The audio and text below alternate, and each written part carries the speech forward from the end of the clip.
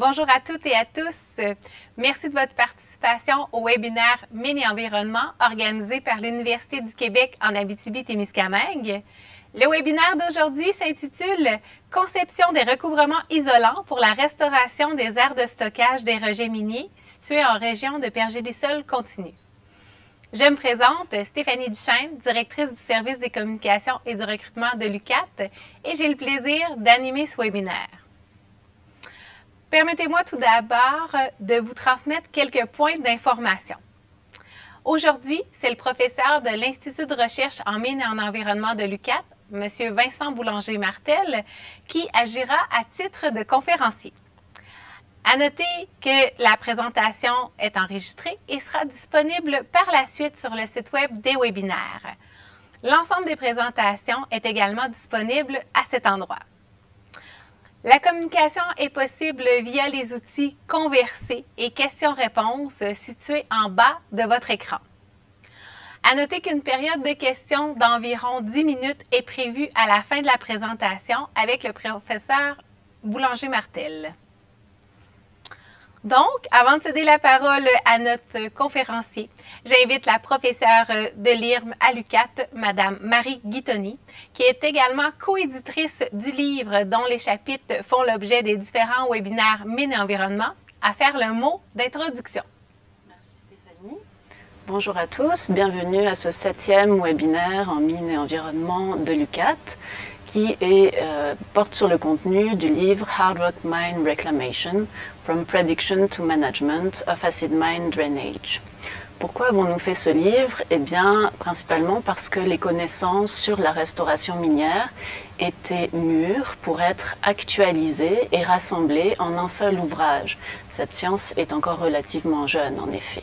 Ce livre est principalement destiné aux professionnels du secteur minier, qui sont notamment des ingénieurs ou des professionnels en géo-environnement, mais aussi aux étudiants de 2e et 3e cycle, tous ceux qui œuvrent à concevoir des méthodes de restauration performantes.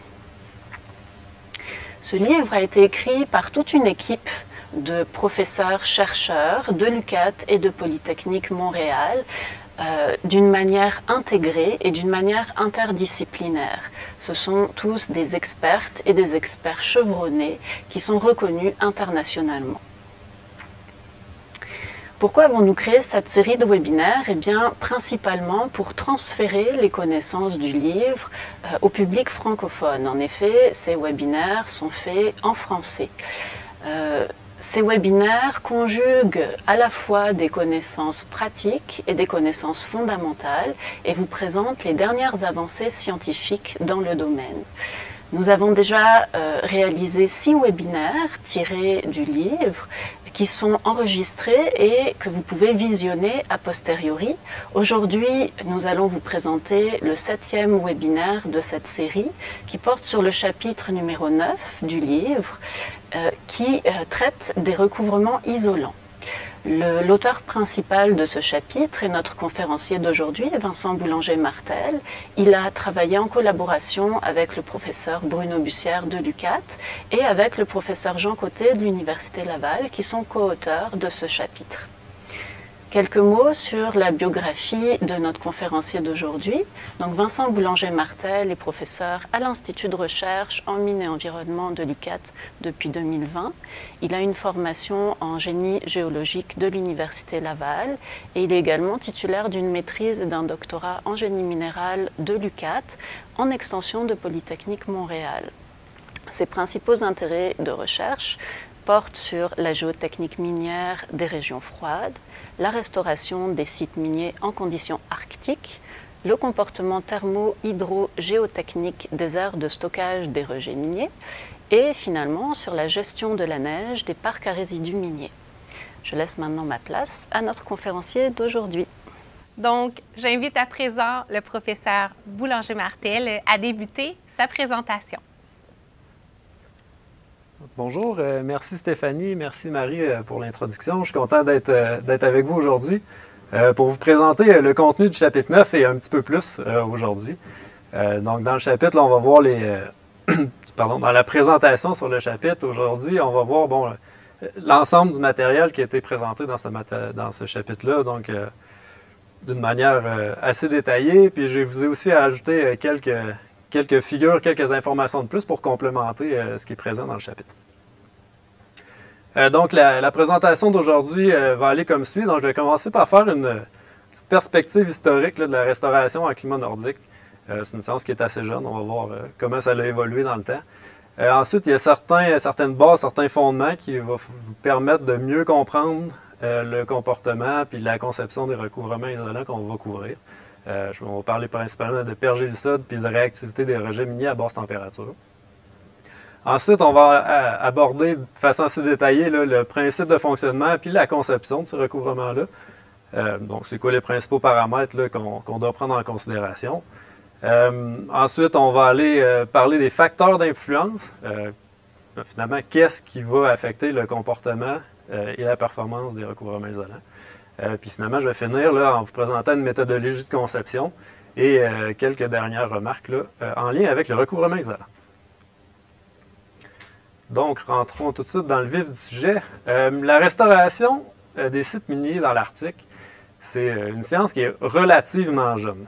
Je dis relativement parce que ça fait un petit peu plus que 20 ans. Là. Donc, vers le début, le milieu des années 90, c'est vraiment là que ça a commencé assez significativement. Avec, notamment un programme là, de Ressources naturelles Canada, là, le NEDEM, qui sont attardés finalement à la base, si on veut, là, des fondements reliés à la restauration en climat arctique. Donc, comment est-ce que l'oxydation des sulfures ou des rejets miniers se produit à basse température. Donc, une approche un peu disons, fondamentale de comprendre les mécanismes, comment est-ce que ça se génère, comment est-ce qu'on fait finalement du drainage minier acide en conditions froides. Puis ça, avec une perspective vraiment de froide, mais appliquée en conditions de pergélisol. Donc, dans l'Arctique, on va le voir un petit peu plus tard, le pergélisol est vraiment présent. Là. Donc, c'est un aspect que les fondements, le début de la restauration minière là, dans l'Arctique et finalement a débuté autour de ce sujet-là. Finalement, après quelques années, on s'est mis à travailler un petit peu plus sur les systèmes de recouvrement. Puis là, on parle de début des années 2000 jusqu'à aujourd'hui. C'est en fait justement une science qui est de plus en plus, à la mode parce qu'on a de plus en plus de sites miniers là, qui sont situés dans ces régions-là. Vous voyez dans le tableau que je présente sur la diapositive, c'est un sommaire finalement des méthodes de restauration qui ont été utilisées dans l'Arctique. Là, on parle principalement de l'Arctique canadien. Donc, il y a eu des recouvrements en eau, des recouvrements en nappe phréatique surélevée, des recouvrements de faible conductivité hydraulique, des recouvrements évapotranspirants. Tous ces aspects-là reliés à la conception de ça, ceux qui ont suivi la série de webinaires, vous avez eu, dans le fond, déjà les notions reliées à la conception de ces recouvrements-là. Vous pouvez aussi vous imaginer que c'est, des recouvrements qui ont été, au départ, conçus pour des régions plus tempérées, plus chaudes que celles de l'Arctique. Ce qui fait qu'avec le temps, on est venu à développer une approche qui est bien documentée, qui a été utilisée à certaines places, qui est spécifiquement conçue pour utiliser les conditions froides de l'Arctique pour restaurer les sites miniers. Puis c'est le recouvrement isolant, donc, qui est le sujet du webinaire d'aujourd'hui. Donc, l'objectif général des recouvrements isolants vient d'utiliser les conditions froides de l'Arctique pour contrôler la température de nos rejets miniers. Et en contrôlant cette température-là, on limite leur réactivité. On va aborder ça vraiment en détail là, dans les prochaines diapositives. Avant, question de vous mettre un peu en contexte, ce recouvrement-là a été soit envisagé, soit mis en place à vraie échelle ou un mélange des deux, donc où il y a eu des cellules expérimentales de terrain qui ont été faites, des investigations à plusieurs sites. Si tu veux, je vous donne des exemples dans le nord canadien. La Médiavic, la mine Ekati au territoire du nord-ouest. Ensuite, si on va au Nunavut, il y a Mary River, Meadowbank, Nanisivik, Rankin Inlet. Si vous référez au chapitre du livre, vous avez une bonne description de chacun des sites, qu'est-ce qu'ils ont envisagé comme type de recouvrement. Il y a, dans le fond, dans ces études-là qui ont été faites par le passé, il y a différents niveaux de détail là, au niveau des données qui sont disponibles. Mais bon, disons, dans la littérature comme telle, là, il y a eu beaucoup de travaux qui ont été faits, notamment sur Diavik, Meadowbank, Nanisivik et Rankin Inlet, qui sont des bons cas de base là, sur lesquels on a réussi à développer vraiment la connaissance du comportement des rejets en conditions nordiques, mais aussi à l'application de recouvrements isolants pour restaurer ces sites-là. Donc, on a brièvement introduit le principe de pergélisol. Certains d'entre vous doivent savoir c'est quoi, certains d'autres moins. Donc, on va faire un petit retour là, sur qu'est-ce que c'est le pergélisol. Quand on parle de nord, d'Arctique, canadien et ou mondial, si vous voulez, tout ce qui, si vous regardez la figure de gauche, là, tout ce qui vient qu'à toucher tranquillement vers le pôle Nord, le principal attribut géomorphologique, donc qui va finalement décrire comment que le sol est la présence de pergélisol. Le pergélisol, qu'est-ce que c'est? En fait, c'est une définition thermique du régime du régime thermique de notre sol. Ce que je veux dire par là, c'est que le pergélisol représente un sol qui a une température inférieure à 0 degré Celsius, donc 0 degré Celsius ou moins, pendant au minimum 2 années consécutives. Donc, c'est un sol qui est sous 0 degré Celsius pour une certaine période de temps. Donc, c'est la définition un peu pure et dure qui va décrire le pergélisol. Donc, vous regardez un peu les deux figures, on peut voir que lorsqu'on part du sud, puis là, bon, par le sud, on pourrait regarder au Québec, exemple, sur la vallée du Saint-Laurent, prenons l'exemple du Québec. Donc, lorsqu'on monte tranquillement vers la baie James, bien, le pergélisol, il ne fait pas assez froid, il n'y en a pas. Quand on commence à monter vers, dépasser la baie James et monter tranquillement vers la péninsule de l'Ungava, là, bien, on commence à avoir des patchs, des zones isolées de pergélisol, donc certains endroits où il y en a, mais la plupart du territoire, il n'y en a pas. Donc là, on va parler de présence de pergélisol soit isolé ou sporadique. Ensuite, plus on continue à monter vers le nord, donc plus on va se rapprocher au Québec, par exemple vers la baie d'Ungava, plus on va commencer à avoir du pergélisol fréquent. Donc on va se mettre à en avoir plus souvent sur notre terrain, ce qui fait qu'on va avoir du pergélisol à beaucoup d'endroits, mais pas partout. Donc là, on va parler de pergélisol discontinu. Puis bon, là, lorsqu'on va vraiment vers le nord, donc là, on est rendu dans le nord du Québec, une bonne portion du Nunavut, le nord des territoires du nord-ouest. Là, le pergélisol devient continu, donc il y en a pratiquement sur l'ensemble du territoire. Puis bon, plus les latitudes sont hautes, souvent, plus le pergélisol devient froid et épais. Donc, ça arrive assez fréquemment là, dans les latitudes assez élevées que l'épaisseur du pergélisol comme tel peut dépasser de plus de 500 mètres. Donc ça, lorsqu'on opère une mine dans ces endroits-là, c'est un feature, c'est une propriété, disons, de notre sol sur lequel il faut concevoir sur ça. Puis c'est pas toujours simple, ça amène son lot de défis. Mais bon, en environnement minier, en général, on fait des ouvrages qui sont assez proches de la surface. Donc, ce qui va nous intéresser, comme géotechnicien, comme concepteur, comme géochimiste, c'est vraiment le comportement de notre sol proche de la surface. Donc, la figure qu'il y a là, ici, à gauche, vous présente un modèle thermophysique que j'appelle de qu'est-ce que c'est le pergélisol, c'est quoi les principales définitions qui sont reliées à ce sol-là. Vous voyez la courbe qui fait un peu comme une trompette, qu'on appelle les courbes trompettes, finalement, vient qu'à décrire la température minimale puis maximale qui est observée dans notre sol en fonction de la profondeur.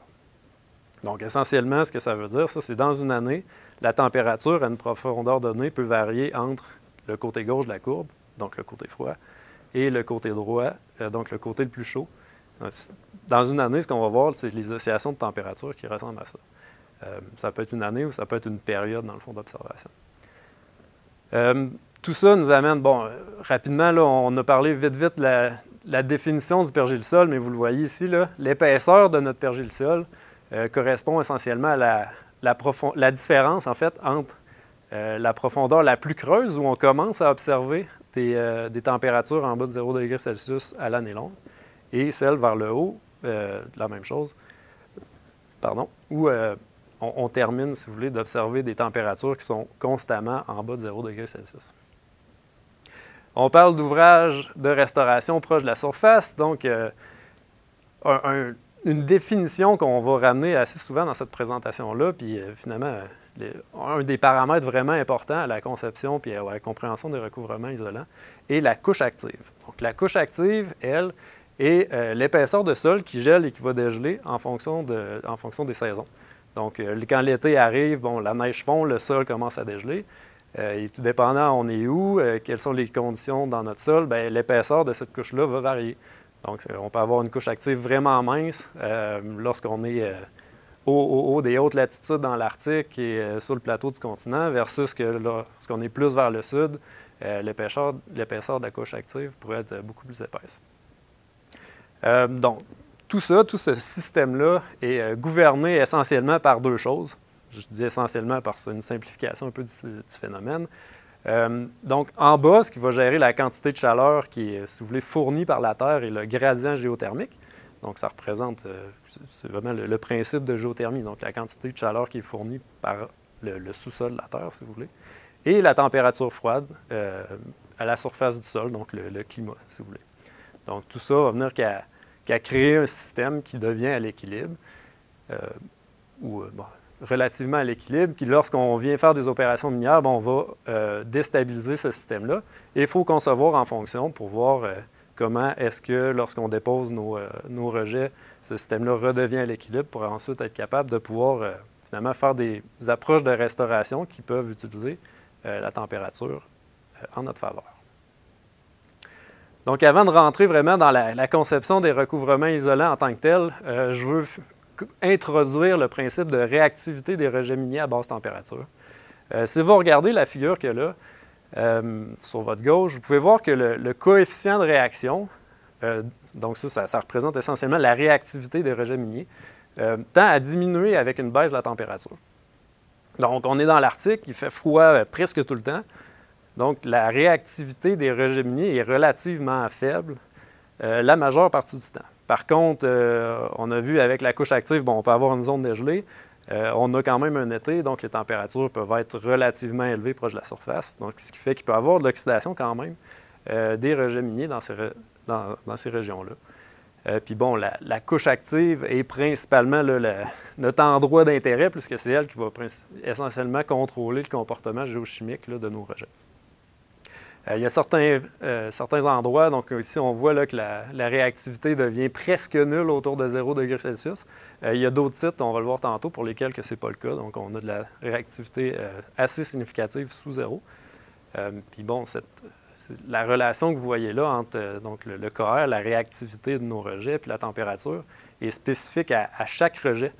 Ce qui fait que dans notre conception, on va vouloir déterminer ça à un certain point pour savoir donc quelle est la température à laquelle que nos rejets ne deviennent plus réactifs. Ça, on va le voir un petit peu plus tard, ça va être un critère de design qu'on va utiliser pour concevoir nos recouvrements isolants.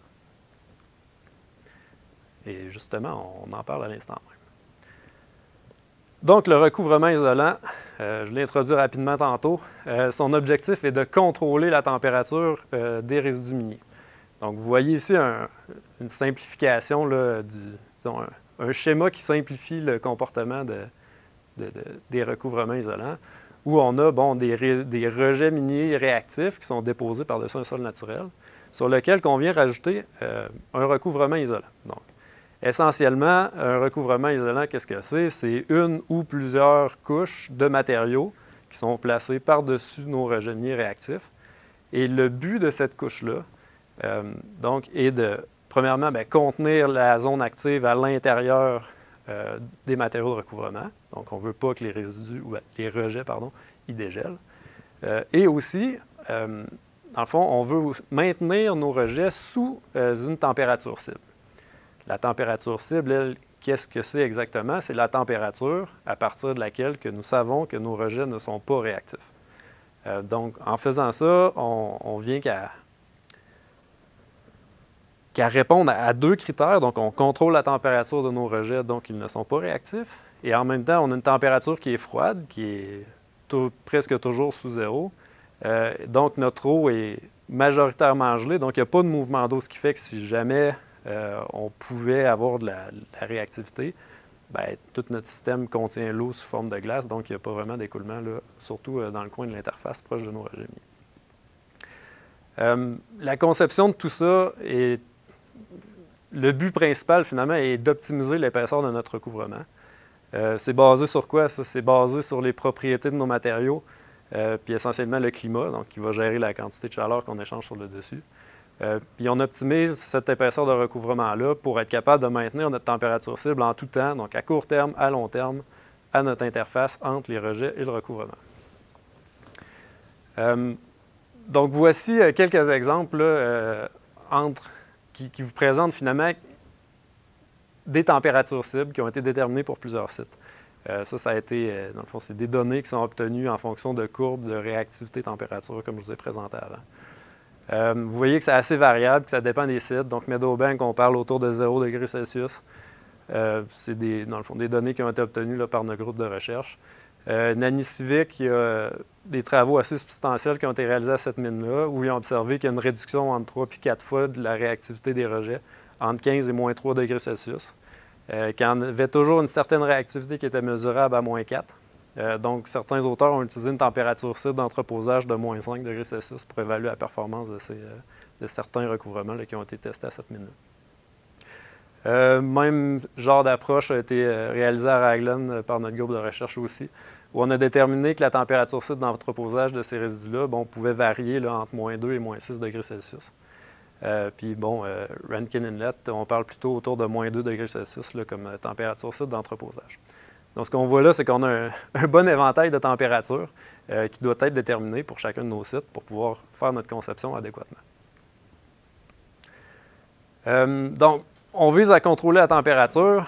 Qu'est-ce qui influence la température de nos rejets? C'est principalement le régime thermique qui va être créé à l'intérieur de notre système de recouvrement. Ça, d'un point de vue de performance, ce qu'on va vouloir faire, nous, c'est regarder quelle est l'évolution de la température à l'interface entre nos rejets et notre recouvrement. Et ça va être capable de nous dicter la performance de notre système. Donc, la performance de notre système, elle, il faut qu'elle soit garantie à court terme. Donc, lorsqu'on parle de phénomènes de court terme, on peut penser notamment aux fluctuations du climat. Donc, le climat d'une année n'est pas nécessairement pareil à celle de l'autre.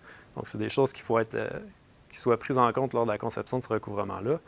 Ensuite, les conditions thermiques post-opération, on va en reparler, mais souvent les résidus, et les stériles, les deux, ça fonctionne.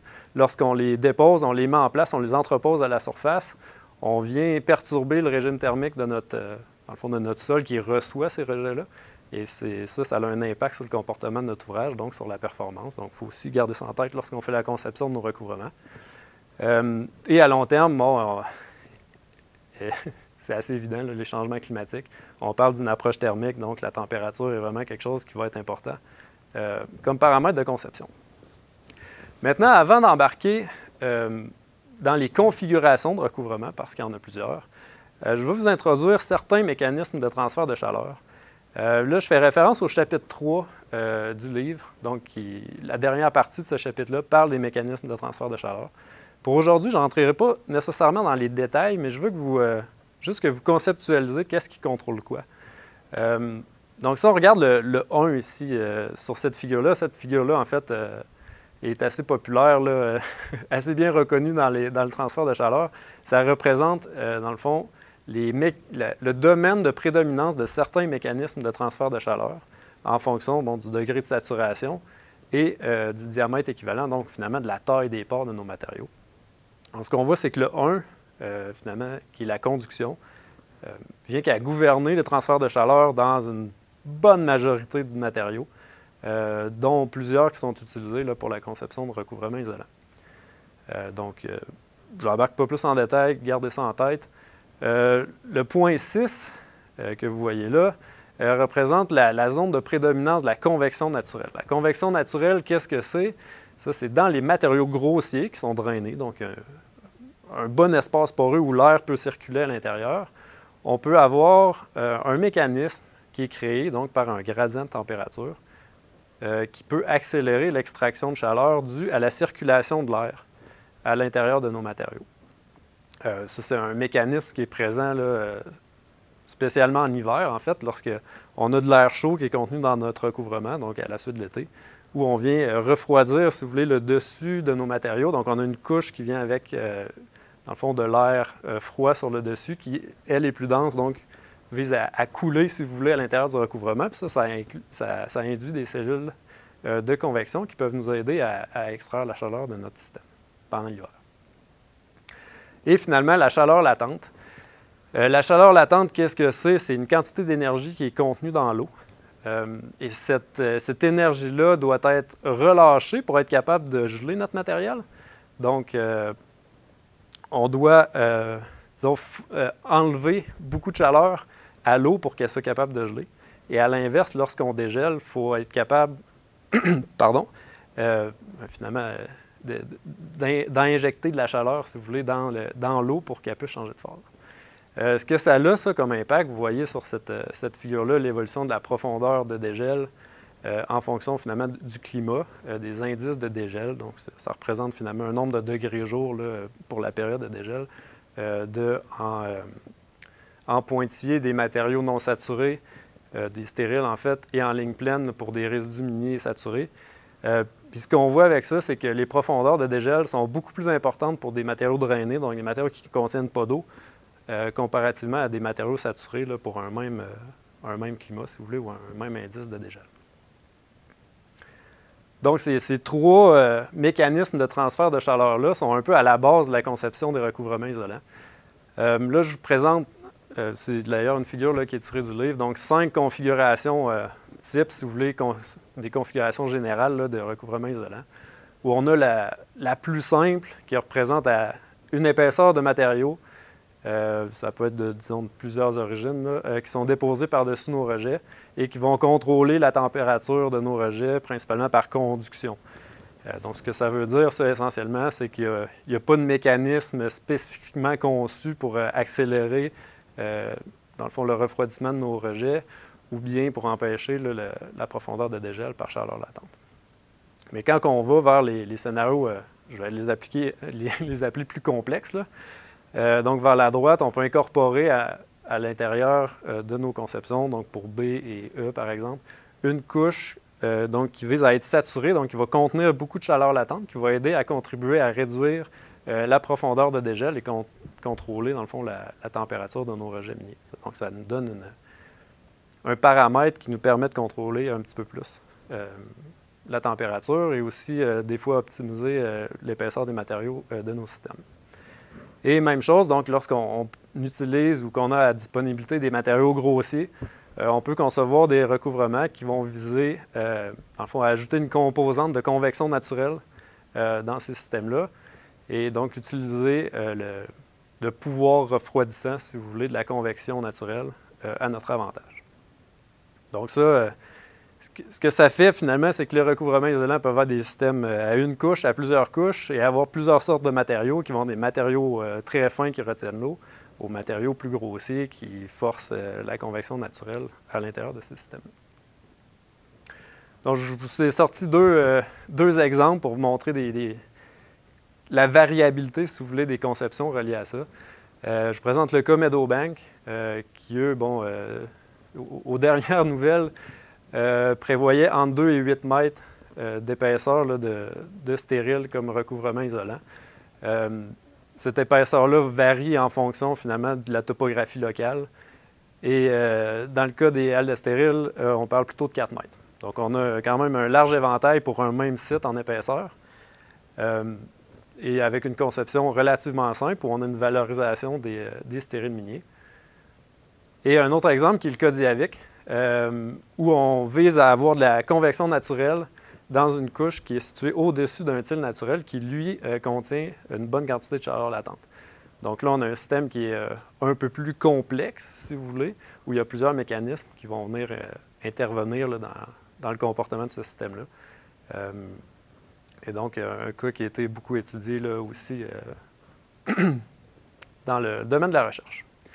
Donc, tout ça, on vient de voir le principe de fonctionnement et la conception des recouvrements isolants. Ça nous amène aux facteurs d'influence. Donc, qu'est-ce qui va influencer la performance, plutôt le comportement de nos systèmes? Donc, il y a plusieurs choses. L'épaisseur du recouvrement, les propriétés des matériaux. On a parlé de climat, donc essentiellement à court terme, à long terme, donc avec les changements climatiques, ça va venir affecter le comportement de nos matériaux, de notre recouvrement. Et finalement, les conditions thermiques post-opération. Donc, on va faire un petit survol là, de certains de ces paramètres-là, comment est-ce que ça influence le comportement de nos systèmes. Donc, premièrement, ici, je vous présente l'influence de l'épaisseur du recouvrement. Donc, l'épaisseur du recouvrement, c'est essentiellement ça qu'on vise à optimiser. Donc, c'est définitivement le paramètre qui est le plus déterminant là, par rapport au comportement et à la performance de notre système. Et ce qu'on voit sur la figure de gauche, c'est que plus on a un recouvrement qui est épais, bien, plus la température à l'interface, donc plus la température finalement de nos rejets est basse. Donc, vous voyez, là, ça, c'est un cas qui est regardé donc de conduction par-dessus des résidus saturés, mais le principe vaut pour à peu près tout. Bon, donc tout ça, tout dépendant des matériaux qu'on vise à recouvrir, que ce soit des stériles ou des résidus, bien, l'épaisseur de notre recouvrement va venir avoir un impact là, sur la profondeur de dégel. Donc, cette profondeur de dégel-là, idéalement, bien, elle est contenue dans les matériaux de recouvrement. Puis tout ça fait partie du processus d'optimisation de l'épaisseur de notre recouvrement. Un peu le même principe lorsqu'on induit, on insère une couche de convection finalement dans notre système de recouvrement. En temps normal, plus c'est épais, plus les températures internes sont basses et plus la température à l'interface est basse. Donc le principe est sensiblement le même. Je vous invite à lire le chapitre là, pour plus de détails un peu sur ce genre de processus-là. Et lorsqu'on vise à inclure une couche de chaleur latente, donc une couche qui a un haut degré de saturation, on observe que cette couche-là a des effets positifs sur le comportement de notre recouvrement, principalement si la profondeur de dégel atteint la couche de chaleur latente. Donc, cette couche-là va avoir un impact, finalement, si elle intervient dans le dégel des matériaux.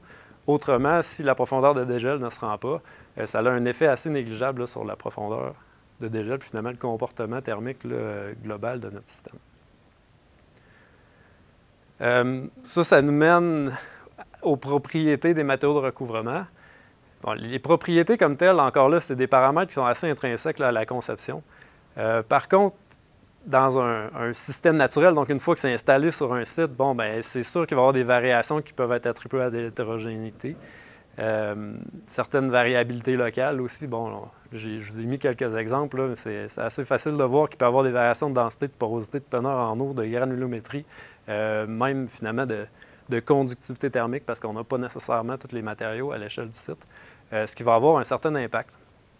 Puis bon, la conductivité thermique, plus elle est haute, moins le pouvoir isolant est important, puis plus elle est faible, plus notre pouvoir isolant est important. Donc, tout dépendant comment est-ce que notre matériel va varier en termes de propriétés, bon, on va avoir un comportement qui est un peu différent. Mais globalement, ce n'est pas quelque chose qui est ultra important, à moins qu'on ait des vraiment grosses variations de teneur en eau, ce qui va venir affecter finalement la chaleur latente de nos matériaux. Et finalement, on va venir affecter positivement le comportement de nos recouvrements. Pour ce qui est de la perméabilité intrinsèque, bon, c'est relié à la convection et de manière générale, plus elle est élevée, mieux c'est. Donc, plus on a un pouvoir d'extraction de chaleur par convection jusqu'à un certain point. Donc, c'est des paramètres qui doivent être optimisés. Donc, j'ai parlé rapidement de chaleur latente. Je voulais vous montrer un exemple. Comment est-ce que ça vient impacter le comportement là, de nos recouvrements. Vous voyez ici, là, ça vient d'une étude du NEDEM qui a été faite en 2004, où on a différents types de recouvrements qui ont été faits principalement avec un shale et d'autres matériaux, dont un, si vous regardez le TP2, qui est un shale qui a été compacté et saturé. Donc, c'est un matériau qui comprend vraiment beaucoup d'eau comparativement aux autres types de recouvrements. Puis, ce qu'on voit, c'est que c'est celui-là qui a eu la profondeur de dégel qui est la plus faible. Donc, lui a moins permis au sol de se dégeler, principalement dû à cause de la grande quantité d'eau qu'il y avait dedans. Donc, la profondeur de dégel là, est représentée par les barres noires en plein dans cette figure. Maintenant, bon, les variations climatiques à court terme, ça, c'est une science en soi. Mais généralement, c'est la température de la surface du sol qui va gouverner la quantité de chaleur qui peut être échangée par notre système. Donc là, on parle vraiment, c'est de la condition frontière du dessus. Donc, plus il y a de chaleur, plus ça devient chaud. Moins il y a de chaleur, moins ça devient chaud. La température de la surface du sol est reliée beaucoup à la température de l'air, mais aussi à plein d'autres choses qui peuvent être, sur lesquelles on peut faire intervenir les précipitations, la radiation, par exemple. Vous avez une série d'exemples ici.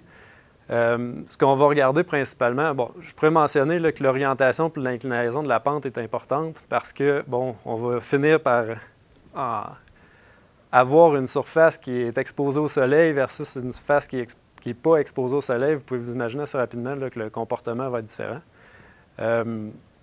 Mais ce sur quoi je vais vouloir porter votre attention, disons, dans le cadre de ce webinaire, c'est le couvert de neige.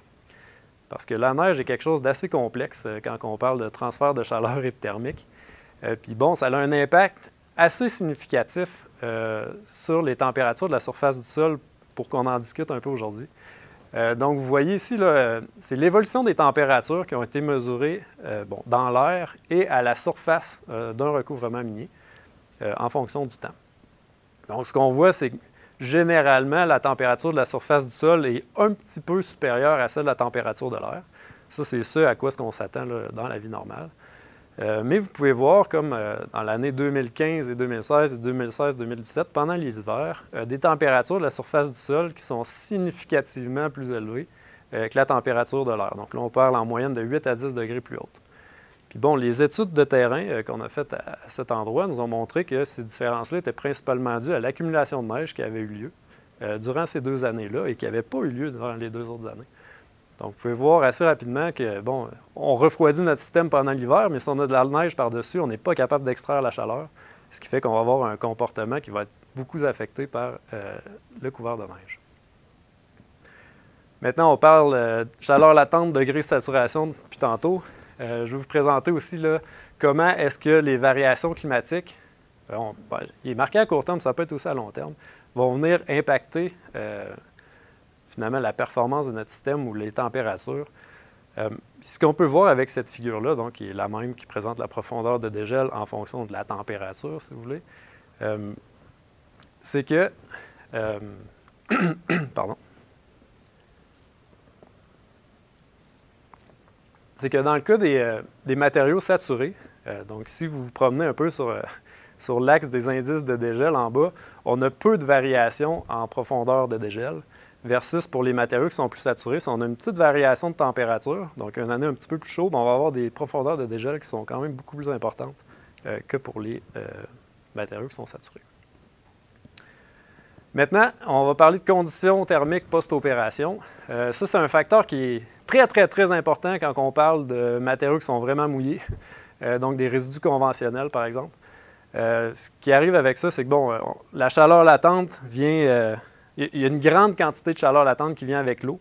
Puis, bon, les résidus conventionnels contiennent beaucoup d'eau. Donc, pendant les opérations, puis même après les opérations, toute cette chaleur latente-là doit être dégagée avant de pouvoir geler puis faire réduire la température de nos résidus miniers. Puis ça, bon, c'est quelque chose qui fait partie des facteurs à court terme qui affectent la performance de nos systèmes qui doivent être considérés. Pardon.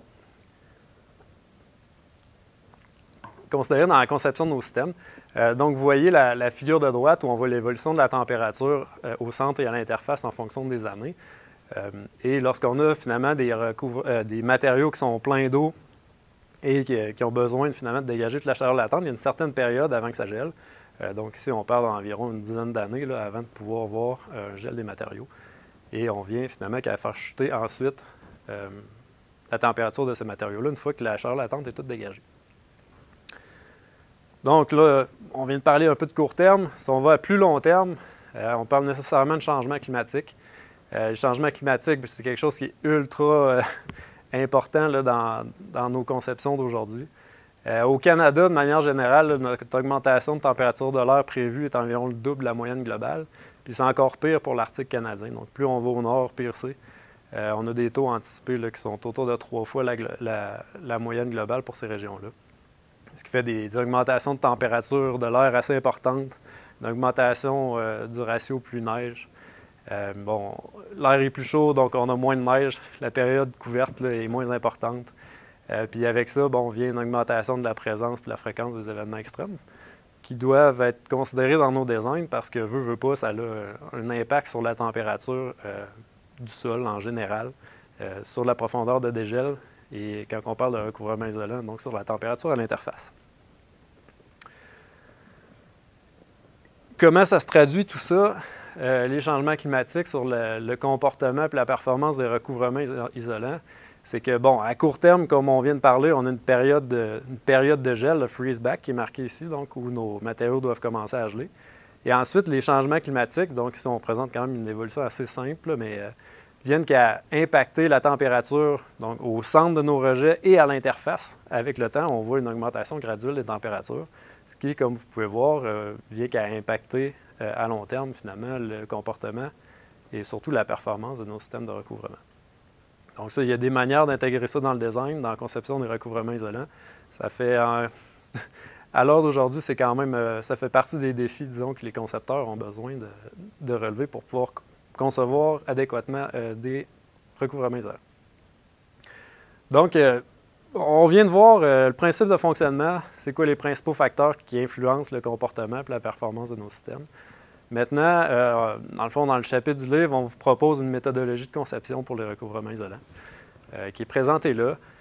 Je vais être franc avec vous, j'ai l'impression que dans votre écran, c'est peut-être un peu petit, mais on va aller avec chacun, on va passer chacun des points ensemble pour voir qu'est-ce qu'on propose comme méthodologie pour concevoir adéquatement des recouvrements isolants. Bon, la première chose, c'est valide pour les recouvrements isolants, c'est valide pour tous les autres recouvrements aussi. La caractérisation du site est une étape vraiment importante. Les études d'impact, les études de référence, par définition, génèrent quand même beaucoup de données là-dessus. C'est des données qui sont importantes, finalement, pour les concepteurs pour avoir, disons, les bonnes caractéristiques en banque pour commencer la conception. Puis bon, ce qui est bien important côté recouvrement isolant, on parle principalement des conditions thermiques de notre sol puis les conditions hydrogéologiques. Je vous en donne d'autres qu'on n'entrera pas en détail aujourd'hui. Ensuite, on passe dans une... Bon, on a plus une idée qu'on va faire un système de recouvrement, donc il faut qu'on caractérise les propriétés de nos matériaux. Encore là, il y a un bon éventail d'essais à faire. Si on parle purement thermique, les propriétés thermiques, les propriétés hydrogéologiques et géotechniques sont probablement les trois, disons, facteurs clés. À ça, on pourrait rajouter le comportement géochimique de nos rejets. Donc, il faut qu'on conçoive pour les restaurer. Donc, nécessairement, on a besoin de savoir leurs propriétés et leur évolution de comportement géochimique. Ça fait partie, dans le fond, de cette section-là. Ensuite, la troisième étape, maintenant, on sait qu'on veut concevoir un recouvrement isolant. Donc, il faut savoir à quelle température est-ce qu'on doit les entreposer, parce que, finalement, c'est ça notre critère cible. Comment est-ce qu'on fait ça? Il y a principalement deux approches. Donc, une sur le terrain, où on doit construire des cellules expérimentales. Il y en a, cette approche-là est présentée dans un autre chapitre du livre, le chapitre 14, si je ne me trompe pas. Donc, il y a des détails sur ça. Spécifiquement pour le recouvrement isolant, il y a une méthode de laboratoire ici qu'on propose qui vise à réaliser des essais de consommation d'oxygène à différentes températures. Un essai de consommation d'oxygène, essentiellement, qu'est-ce que c'est? Ça vise à mesurer la décroissance de la consommation d'oxygène dans une petite chambre ici qui est située au-dessus d'un échantillon. Cette décroissance d'oxygène-là peut être reliée à la réaction de notre matériel. Donc, on fait cet essai-là, un essai dans un bain thermique où on contrôle la température, et on est capable, avec l'essai de consommation d'oxygène, de déterminer le coefficient de réaction, ou la réactivité, si on veut, de notre matériel à différentes températures. En ayant cette courbe-là, donc comme vous voyez, là, qui est la même que j'ai présentée au début de la présentation, on est capable de savoir, par cet exemple-là, qu'à partir de 0 degré Celsius, bien, la réactivité devient vraiment nulle. Donc, il n'y a pas de réactivité ou très peu. Donc, dans notre conception de recouvrement isolant, pour cet exemple-là, on va vouloir viser une température de 0 degré Celsius pour nos rejets. Donc, à partir de ça, on a notre premier critère de design. Et ensuite, on peut tomber dans une phase plus, disons, de conception de configuration et d'optimisation d'épaisseur. Donc, une des premières étapes de ce système, de cette approche-là, ensuite, est de vraiment faire des designs préliminaires. Donc, on peut utiliser, entre autres, la modélisation numérique là, pour sélectionner certaines options qui sont plus prometteuses, et etc. Faire des essais en colonne, ça peut aussi faire partie de cette section-là. Ensuite, une fois qu'on a sélectionné quelques options qu'on va aller tester sur le terrain, bien, on passe à l'étape 5 où on va construire des cellules expérimentales de terrain. Donc, vous avez un exemple ici d'une cellule expérimentale de terrain où ce qu'on va viser à faire, c'est de mesurer les températures, les teneurs en eau, gelées et non gelées à différentes élévations de notre système. On va vouloir tester sur le terrain notre configuration. pour essentiellement avoir, si vous regardez en bas à droite, le comportement thermique global de notre système. Donc là, on a une portion de la trumpet curve ou de la courbe trompette qu'on a parlé au début. Donc, on a une idée du comportement global de notre système, mais essentiellement, ce qu'on veut avoir, c'est la figure en haut à droite qui représente l'évolution de la température à l'interface entre nos rejets miniers et le recouvrement en fonction du temps. Puis, finalement, cette courbe-là, une fois qu'on l'a, on est capable de la comparer à notre critère cible d'entreposage et de déterminer si oui ou non l'épaisseur ou la configuration de notre recouvrement est adéquate pour être capable de contrôler la température de nos rejets et finalement limiter le potentiel de génération de drainage minier acide de ces recouvrements-là. Donc ensuite, on prend ces données-là, on fait de la modélisation numérique. Finalement, on valide les données de terrain, on valide notre modèle numérique pour tester d'autres options. Puis bon, il peut y avoir plusieurs itérations finalement dans cette boucle-là, la boucle centrale. Une fois qu'on a choisi finalement notre option, on s'en va vers une phase plus de construction et de suivi, puis finalement d'analyse de coûts et finalement de sélection finale là, de notre système de recouvrement. Donc voilà la méthode de conception qu'on propose pour les recouvrements isolants. Puis ça conclut tranquillement là, ma présentation. Je vais finir par quelques remarques plus générales là, reliées au recouvrement isolant. Dans notre opinion, on pense que c'est une approche qui est intéressante là, pour restaurer les sites miniers en région de pergélisol continu. Il y a plusieurs raisons pour ça. C'est assez simple quand même là, comme construction. Ça peut utiliser différents types de matériaux. Il y a certains cas même qui ont utilisé des matériaux miniers, ce qui fait des matériaux miniers non générateurs de drainage minier acide, évidemment, où on peut valoriser ces rejets-là.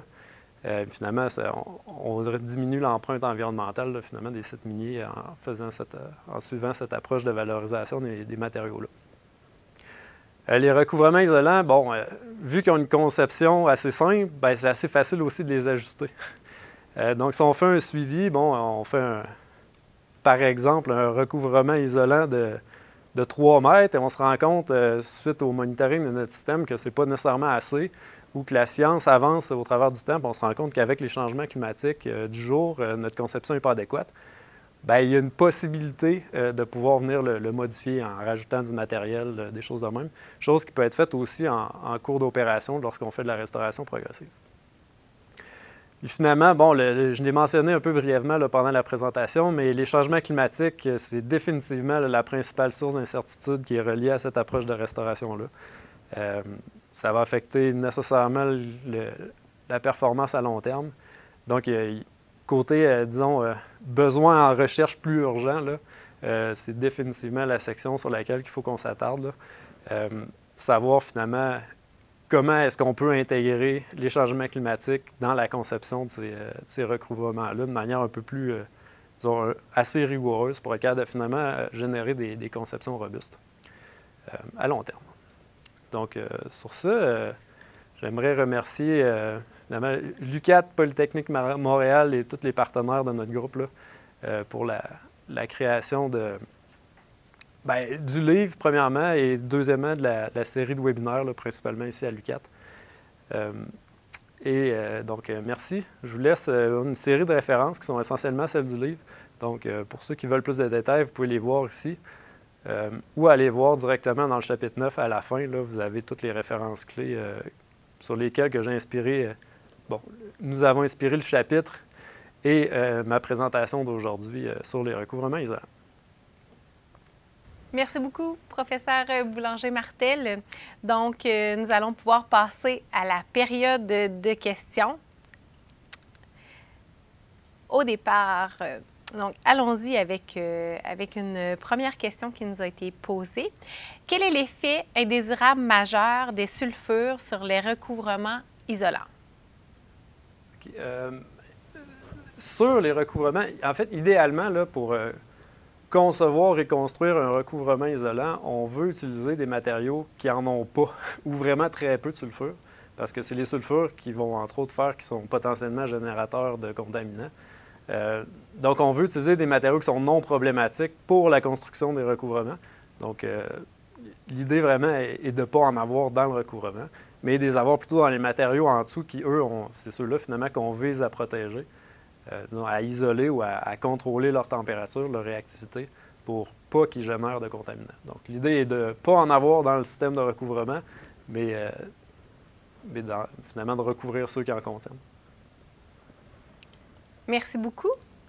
Donc, on va laisser quelques instants aux gens s'il y avait d'autres questions. Est-ce qu'il y a d'autres remarques ou d'autres éléments là, que vous souhaitiez porter à notre attention?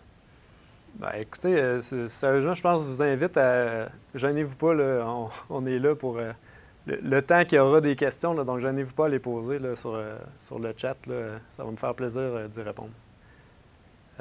Autrement, ouais, les perspectives, comme je disais au début, c'est une science qui est assez jeune quand même, là, donc il y a beaucoup à faire. Les recouvrements isolants, c'est une chose. Dans les années à venir, une approche qui est assez intéressante, c'est d'essayer de combiner des approches. Donc, on est dans le Nord, le froid est là de toute façon. Donc, ce qu'on va vouloir viser à faire, c'est de contrôler, oui, la température de nos rejets, mais aussi de combiner ça à d'autres applications comme les CEBC que vous avez entendu parler dans les derniers séminaires. Donc, on vise aussi à contrôler la température de nos rejets. Excusez. Le flux d'oxygène qui serait à nos rejets. Donc, l'idée vient qu'à faire des approches hybrides. Donc, par exemple, une couverture isolante avec effet de barrière capillaire où on va venir qu'à contrôler la majeure partie du temps la température de nos rejets, donc contrôler la réactivité la majeure partie du temps. Puis finalement, si on vient qu'à avoir nos résidus qui sont un peu exposés à des températures plus élevées qu'à notre critère de conception, notre température cible, bien là, on aurait des effets de barrière capillaire qui empêcheraient l'oxygène. Donc, on vient qu'à combiner deux méthodes de contrôle, donc assurer un peu la pérennité de nos ouvrages de cette manière-là. Est-ce que c'est possible d'avoir un peu plus de détails sur comment on peut intégrer les CC au design? Oui. Les changements climatiques, bon, les changements climatiques en tant que tels, leurs prédictions surtout, bon, parce qu'on ne sait pas qu'est-ce qui se passe dans le futur, c'est une science en soi, là. Fait que nous, comme géotechniciens et comme concepteurs de systèmes de recouvrement, ce qu'on veut utiliser, c'est les meilleures données qu'on peut avoir sur les projections des changements climatiques. Ce que j'ai présenté dans le webinaire, bon, c'est de la modélisation relativement simple qui a été faite, où ce qu'on a fait, finalement, c'est d'incrémenter la température de l'air par un certain nombre sur une longueur X, là. Donc, exemple, on veut voir quelle est l'influence d'augmenter la température de l'air de 6 degrés sur 100 ans. Bon, bien, chaque jour représente 0,0125 degrés. Donc, on augmente ça de cette manière-là. Donc, ça a été les premières approches qui ont été utilisées pour évaluer l'effet des changements climatiques. Maintenant, aujourd'hui, bien là, justement, on vise à utiliser des données de spécialistes du climat.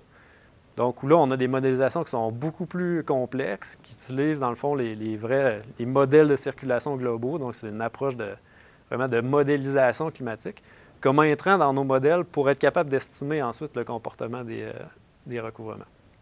Donc, on a une approche là où seulement de regarder la température, c'est pas suffisant. Donc, là, on regarde la température, mais on intègre après ça de la radiation, des précipitations, plusieurs choses qui ont vraiment été développées basé sur des modèles climatiques robustes. Mais encore, cette portion-là là, doit être, consiste à un défi en tant que tel, parce que, bon, on a les spécialistes du climat, les géotechniciens, mais les formats utilisables des données ne sont pas les mêmes des deux côtés. Donc, ça prend vraiment des connexions là, entre nos spécialistes du climat, nos géotechniciens concepteurs dans l'Arctique. Puis, c'est valide dans l'Arctique, c'est valide aussi ici en région plus tempérée. Les changements climatiques, ça va être partout.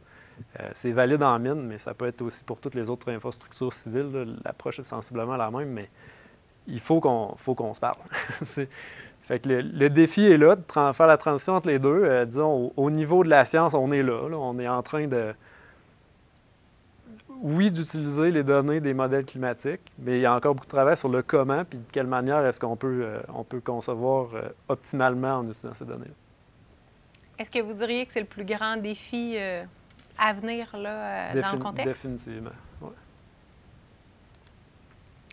Bien, en fait, c'est ce qui va clore notre période de questions d'aujourd'hui. Donc, je vous remercie beaucoup pour votre participation. Évidemment, il y a peut-être des questions supplémentaires et tout ça. Donc, on vous invite là, à nous les faire parvenir, si c'est le cas, par courriel, donc à l'adresse qui s'affiche à l'écran. Donc, un suivi sera fait de toutes les questions là, dans les meilleurs délais. Je vous rappelle aussi que l'enregistrement sera également envoyé à l'ensemble des personnes inscrites et disponible évidemment sur le site Web des webinaires. Avant de terminer aussi, je vous invite à consulter le site Web pour vous inscrire aux activités à venir. D'ailleurs, le prochain webinaire se déroulera le 25 novembre prochain de 11h30 à 12h30 avec les professeurs de l'UQAT, Marie Guitoni et Bruno Bussière. Donc, il portera sur le monitoring des méthodes de restauration et performance à long terme des ouvrages. Enfin, si vous souhaitez en savoir plus d'ici là, il est possible de se procurer dès maintenant l'ouvrage dont fait l'objet des webinaires Mines-Environnement, édité par les professeurs Guitoni et Bussière. Vous trouverez d'ailleurs l'adresse du lien dans le clavardage à l'instant. Je vous remercie à nouveau de votre participation aujourd'hui. Un grand merci au professeur Boulanger-Martel pour sa présentation. Donc, je vous dis à bientôt pour le prochain webinaire.